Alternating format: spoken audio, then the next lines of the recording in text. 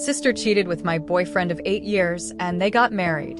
But now she has big news and parents announce it at my wedding. Ever since I can remember, my younger sister was the star of the family.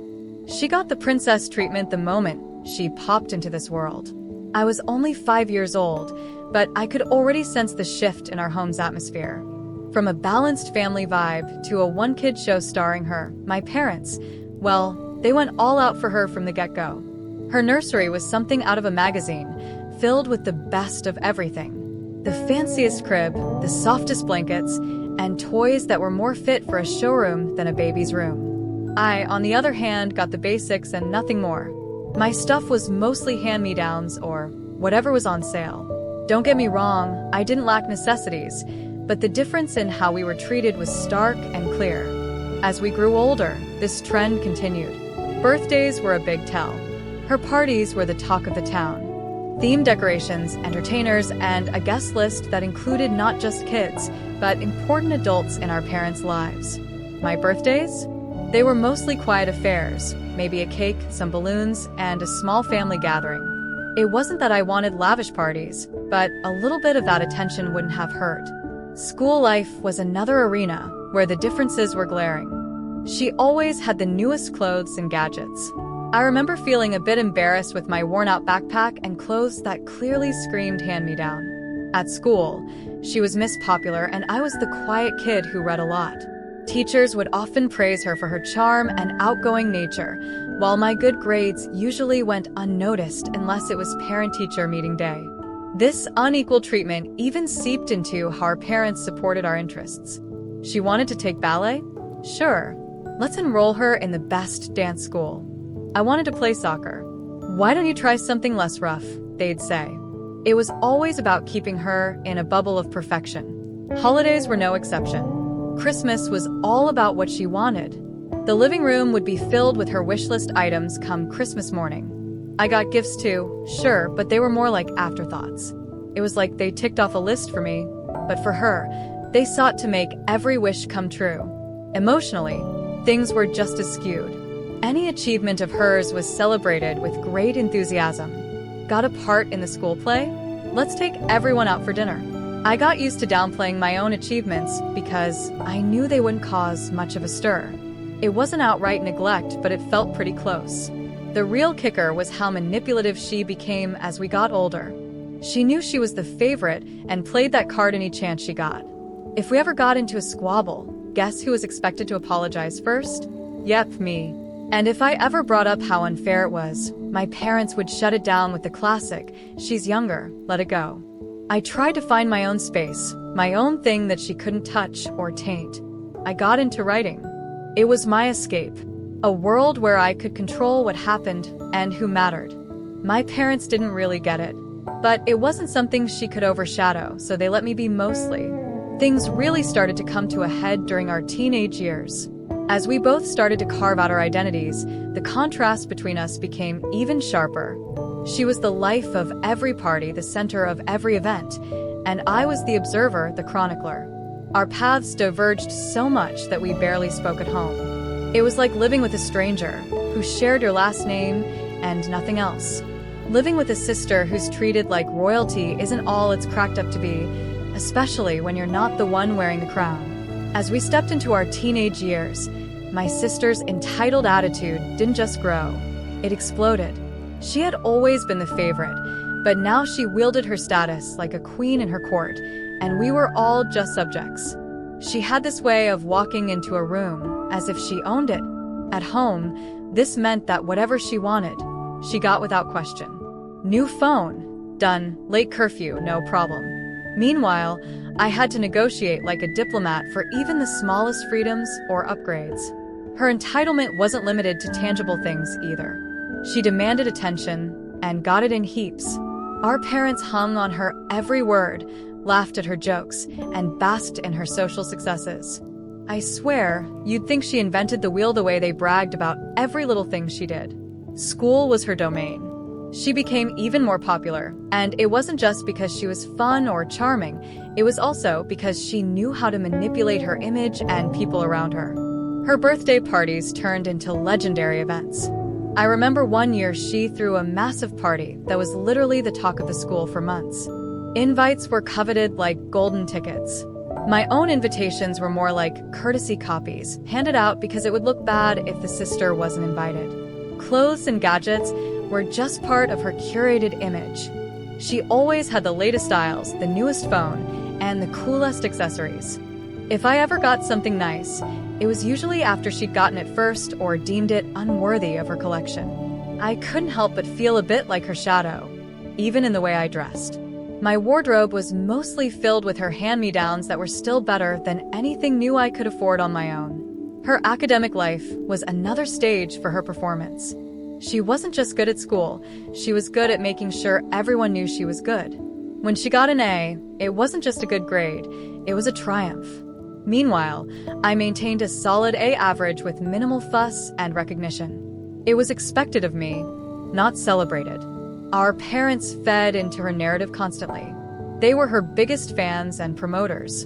If she was part of a school play, not only would they attend every performance, but they'd also invite extended family and friends, turning it into a mini fan convention.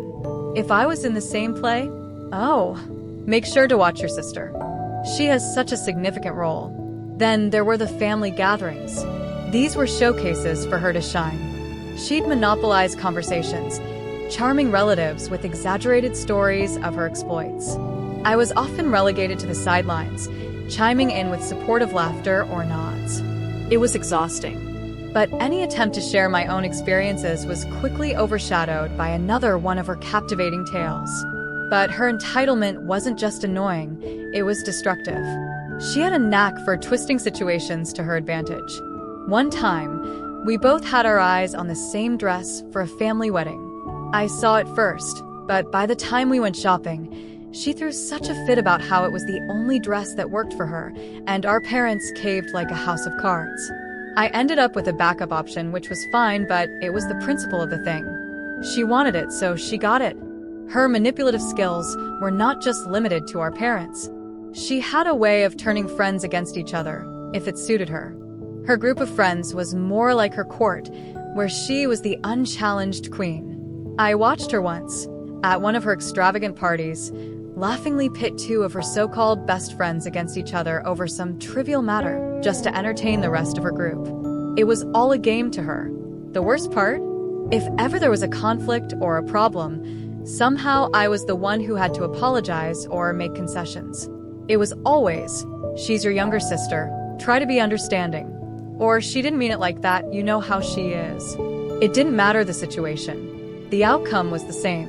She was right, and I needed to adjust.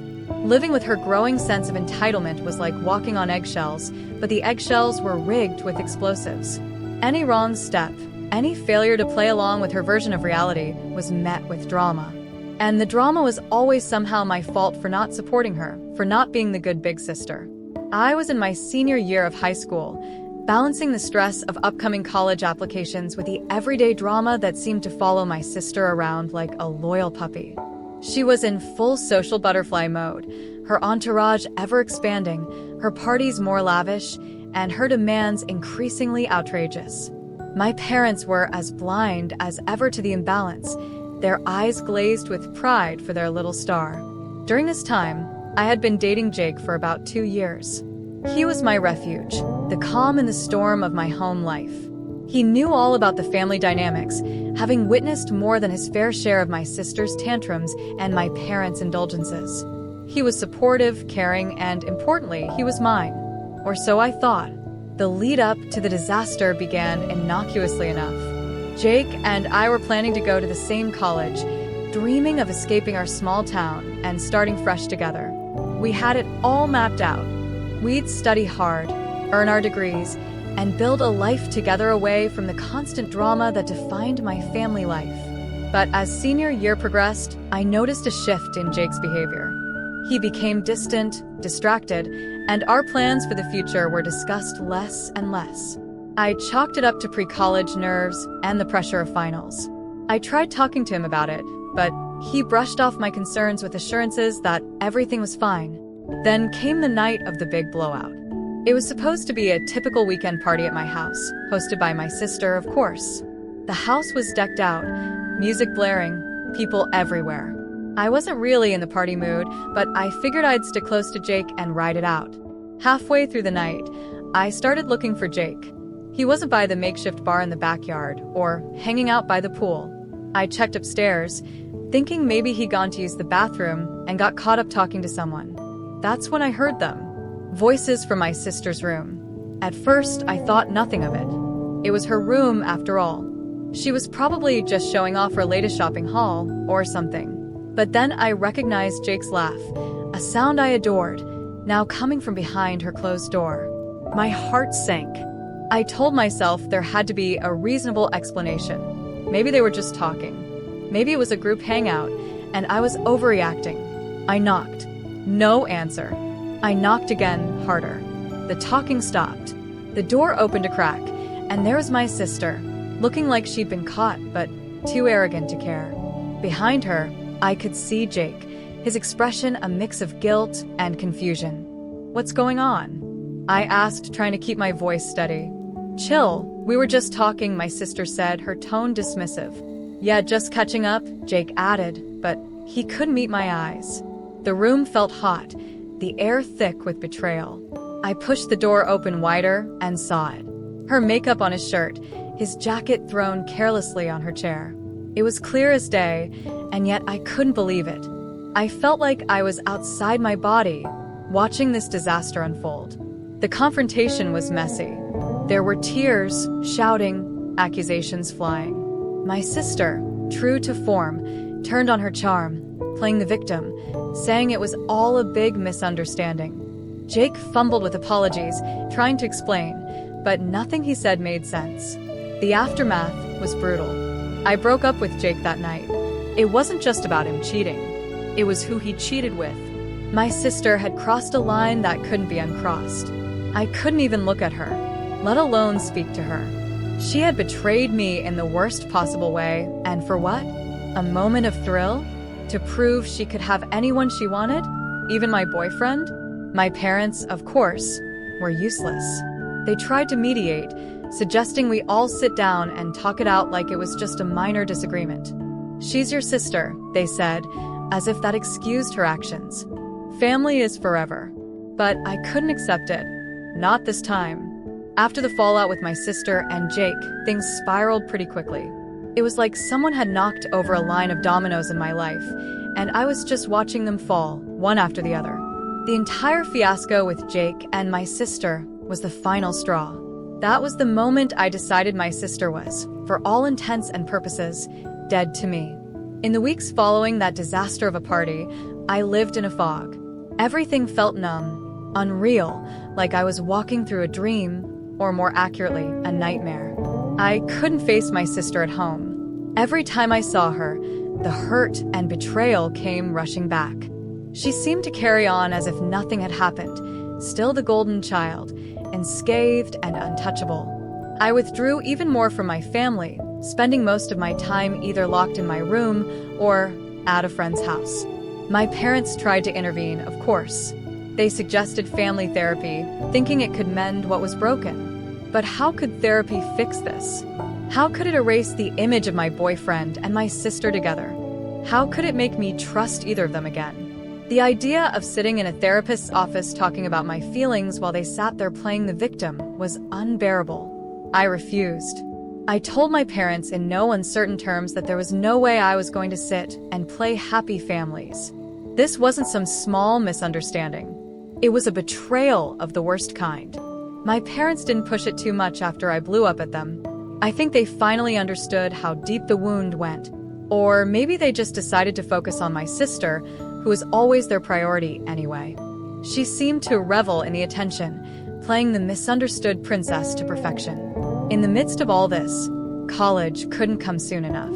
I was counting down the days until I could leave, start fresh, and put as much distance as possible between me and my sister.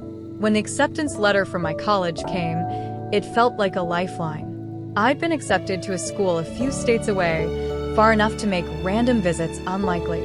Packing up my things and leaving home was bittersweet. I was leaving behind everything familiar, but I was also leaving behind so much pain. My mom cried when I left. My dad gave me a stiff hug. My sister? She gave a half-hearted goodbye, as if she was still trying to figure out how to play the victim in my departure. Starting college was like breathing fresh air for the first time in months. I threw myself into my studies and made new friends who knew nothing of my past or my family drama. I relished the anonymity, the chance to be just another student, not the girl whose sister stole her boyfriend. But moving on wasn't as easy as I'd hoped. The scars from what happened lingered. Trusting new people was hard. I kept waiting for them to betray me like Jake and my sister had. Relationships were even harder. I dated a bit, but nothing serious. The fear of being hurt again held me back. As for my family, our communication dwindled to occasional calls and texts. My parents always asked about my return for holidays, but I always had an excuse ready. Schoolwork, exams, a trip with friends, anything to avoid going back to that house. Years passed, and with them, the sharpness of the betrayal dulled a bit. I heard through the grapevine, aka my mom, that my sister had gotten married to Jake. They had even invited me to the wedding, but I didn't go, of course. That chapter of my life was closed. She was still dead to me, no matter who she married. Graduation came, and my parents attended. It was a strained visit, full of awkward silences and forced conversations. My sister didn't come. She was too busy with her new life, probably for the best. After college, I moved even further away, taking a job on the opposite coast. It was a new beginning in a new city, where no one knew my history. I built a life there, found a career I loved, and eventually met someone. He was kind and understanding, and when I finally told him about my past, he didn't judge. He just listened and supported me. It took years, but I learned to trust again, to love again. My relationship with my family never fully recovered, though. I kept in touch with my parents, but it was always superficial. As for my sister, she remained a person from my past, someone I used to know, but no longer recognized. Looking back, I sometimes wonder if cutting her off was too extreme. But then, I remember the pain, the betrayal, and I know I made the right choice for me. Protecting myself had to come first, and if that meant cutting ties, then so be it. In the end, declaring my sister dead to me wasn't about punishing her. It was about saving myself. It was about finding a way to move on from a betrayal that had cut me to the core. And move on I did, slowly but surely, building a life that was mine and no one else's. Getting married should have been one of the happiest times in my life. And it was mostly. Planning my wedding was like sketching out dreams on paper, watching them take shape in the form of flower arrangements, venue bookings, and dress fittings. But even as I planned my perfect day, the shadow of my past, specifically my sister, loomed over it like an uninvited cloud. Mark, my fiancé, knew all about the history with my sister. He was my rock, always there with a kind word or a listening ear whenever the stress of wedding planning got tangled up with family drama. He understood why my sister wasn't on the guest list, and he supported that decision without question. As the wedding day approached, I felt a mix of excitement and anxiety. I was eager to start my new life with Mark, but I dreaded the inevitable family complications. My parents had been surprisingly okay with most of my decisions regarding the wedding, but the issue of my sister was a sticking point. They repeatedly suggested I reconsider and invite her for the family's sake, but I stood firm. After all that had happened, having her there was a line I wasn't willing to cross. The big day arrived with all the pomp and circumstance I had dreamed of. The venue was a beautiful garden, blooming with the flowers of late spring, the air filled with the scent of roses and jasmine. It was like walking into a living fairy tale, with twinkling lights strung from trees and the gentle hum of music in the background. Our friends and family gathered, a buzz of happy chatter filling the air as they awaited the ceremony. I was in the bridal suite, putting on the finishing touches with my bridesmaids, when my mom knocked on the door. She came in, looking nervous. "Honey, I really wish you'd reconsider about your sister," she began, her voice trembling a bit. "It would mean so much to have her here." I took a deep breath, fixing my gaze on my reflection in the mirror. "Mom, we've been over this. She made her choices, and I've made mine. Today is about me and Mark, not her." Mom looked like she wanted to say more, but she left it at that, giving me a tight smile before leaving to take her seat. The ceremony was everything I had hoped it would be. Mark looked handsome as ever, his eyes glistening with emotion as I walked down the aisle. We exchanged vows, our voices steady despite the swell of emotions. As we were pronounced husband and wife, I felt a weight lift off my shoulders. It was done. We were married, and it had been perfect. But the reception was another story. We had just finished our first dance, and were sitting down for dinner when my dad asked to say a few words. I nodded, expecting the usual fatherly expressions of pride and joy. Instead, he took the microphone and turned the attention to my sister. I know we are all thrilled for my daughter and Mark, but I'd like to take a moment to talk about someone who couldn't be here today. He began, and my heart sank. He went on to talk about my sister, her recent struggles, how she wished she could be here, and how she recently lost her baby, and how we should all think of her tonight. I felt my face flush with a mix of anger and embarrassment. Whispers rippled through the room as guests turned to look at me, their expressions a mixture of confusion and sympathy. I stood up, my chair scraping loudly against the floor. "Dad, please." I interrupted. "Today is about me and Mark. Let's keep it that way." Dad looked taken aback, but he handed the microphone back to the DJ and sat down without another word. The mood had shifted, the air now tinged with tension. The rest of the evening passed in a blur. I tried to focus on the guests who were there to celebrate with us, on the joy of the day. But the incident with my dad cast a long shadow over everything. Mark squeezed my hand under the table, his silent support a lifeline in the turbulent sea of emotions. Later, during the toasts, my best friend gave a speech about friendship and loyalty, her words a subtle nod to the journey I'd been through. It was the salve I needed, and I found myself laughing and crying in equal measure. The wedding was beautiful, and despite the hiccup, it was still one of the happiest days of my life. But it also reinforced a truth I had known for a long time. My sister, even in her absence, could stir up storms in my life like no one else. As Mark and I drove away from the venue, my wedding dress bundled around me in the car, I felt a mix of relief and sadness. I was married to the love of my life, and yet the family drama that had shadowed so much of my life had intruded on this special day too. I realized then that no matter how far I went, there would always be threads that tied me back to my family, to my sister. But now, with Mark by my side, I felt stronger, ready to face whatever came our way. Together we would navigate the complexities of family, carving out a space for ourselves where peace and love could flourish, away from the shadows of the past. The wedding had passed, but the echoes of that day, particularly the moment my dad decided to bring up my sister, lingered like a bad aftertaste. I'd hoped that once Mark and I returned from our honeymoon, the dust would have settled. But if there's one thing I've learned from all this family drama, it's that some dust never really settles. It just waits for the next breeze to kick it up again. It wasn't long after we got back that the phone calls started. First, it was my mom, her voice a mix of concern and criticism, telling me how hurt my dad was that I'd cut him off during his speech. She painted him as the victim, just a father caught in the middle, trying to keep the peace in the family. I listened, biting back the urge to remind her of all the times they hadn't kept the peace for me. Then came the call from my aunt, who'd always been more of a mediator in the family. She was gentler, suggesting maybe it was time to mend fences, to let bygones be bygones. But how could I let bygones be bygones when the past kept crashing into my present? The real kicker came one evening when I was cooking dinner, and Mark handed me the phone, his eyebrows knitted in concern. It was my dad.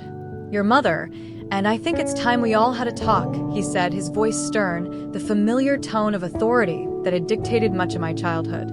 I leaned against the kitchen counter, my grip tightening around the phone. "Talk about what, Dad?" "How you used my wedding as a platform to talk about her." He sighed, a heavy, weary sound. "It's not just about the wedding. It's about this rift in the family. It's about your sister. It's about us." I felt a tiredness seep into my bones, the kind of tiredness that comes from having the same argument over and over. "I don't see what there is to talk about. What's done is done. She made her choices, and I made mine.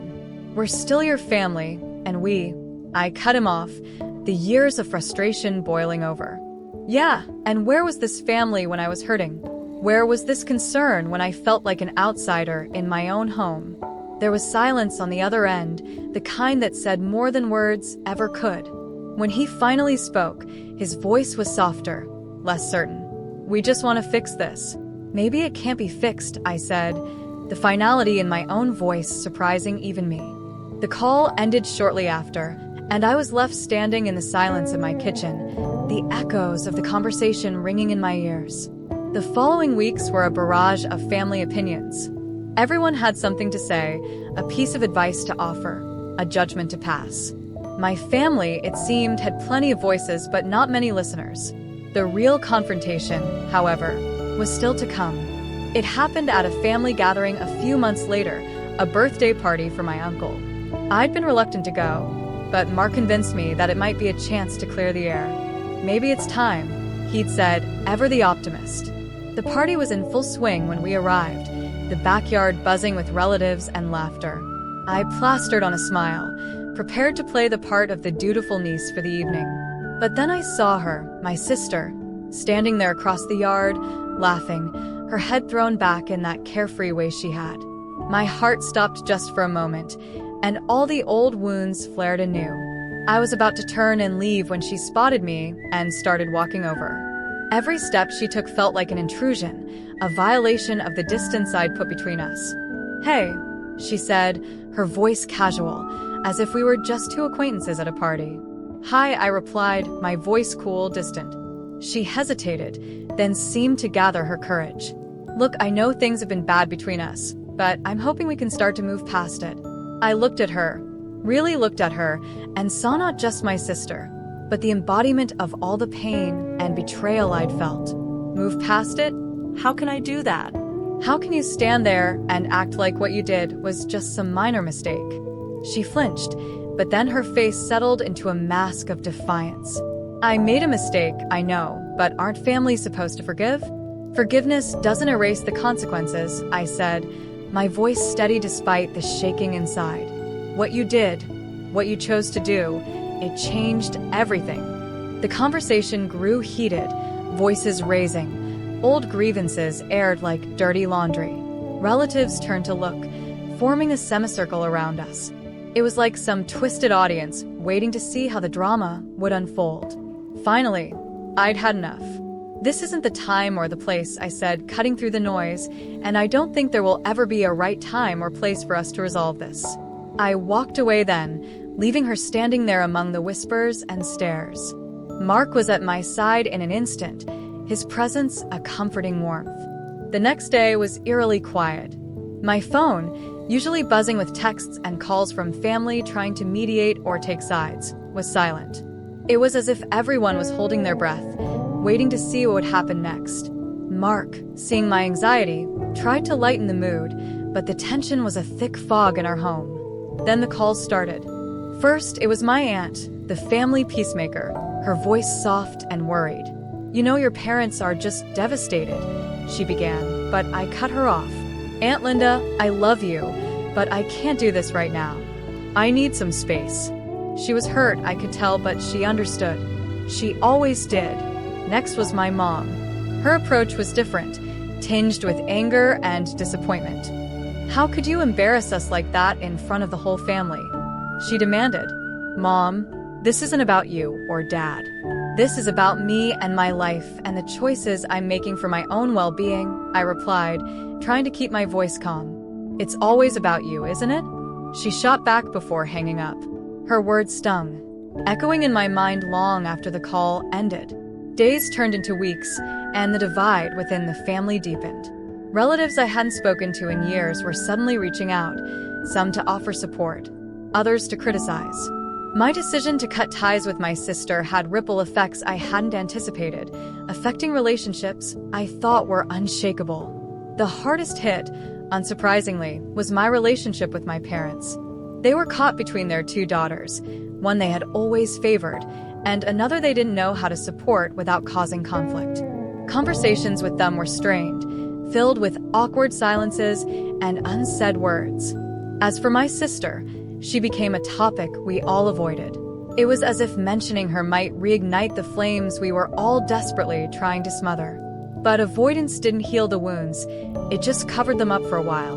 Mark and I found ourselves discussing our future, contemplating moves and changes that would put physical distance between us and my family. Maybe a fresh start is what we need, Mark suggested one evening, his arm around me as we sat watching the sun set from our porch. I considered it. A new city, new jobs, new people. It was tempting, an escape from all the drama. But then a new resolve settled over me. Running away wasn't the answer. I needed to face this, to rebuild my life on my terms, not just escape the parts that were hard. So we stayed. Instead of running, I focused on building. I threw myself into work, into my passions. I started a blog, sharing my experiences and connecting with others who had gone through similar family estrangements. The response was overwhelming, and I found a sense of purpose in helping others navigate their own turbulent family waters. Mark and I also worked on strengthening our bond, knowing that our foundation needed to be solid if we were to weather the storms together. We attended couples therapy, learned better communication skills, and made sure to carve out time for each other, away from the shadow of my family drama. Months passed, and slowly, the sharp edges of the fallout began to soften. Some family members drifted away, unable or unwilling to accept my decisions. Others, surprisingly, grew closer, their support a balm on the raw edges of my hurt. Holidays were the hardest. The first Christmas after the confrontation, I declined the family gathering, choosing instead to volunteer at a local shelter. It was bittersweet, serving others while knowing my own family was fractured. But it was also empowering, a step toward reclaiming my agency and how I chose to live my life. As for my parents, our relationship eventually found a new normal. It was never the same as it had been before, but maybe that was okay. We learned to navigate around the sensitive topics, to focus on the here and now rather than the tangled past. And my sister? We didn't speak for years. It was a silence that spoke volumes, each of us living our lives in parallel universes that rarely intersected. I heard about her through the family grapevine, her kids, her moves, her life. It was strange, hearing about someone who had once been my closest confidant as if she were a distant acquaintance. In the end, the confrontation and its fallout taught me a lot about myself. I learned that I was stronger than I had thought, capable of making tough decisions for the sake of my own health and happiness. I learned that family isn't always defined by blood, but by the people who stand by you when the ground falls away. And I learned that healing is not a straight line, but a complex journey with ups and downs. A journey best navigated with honesty, resilience, and above all, hope. So, while the fallout was messy, painful, and complicated, it was also the catalyst for a new beginning. One where I stood firmly at the center of my own story, no longer a supporting character in someone else's drama. And with each passing day, I grew more confident that no matter what the future held, I was ready to face it on my own terms.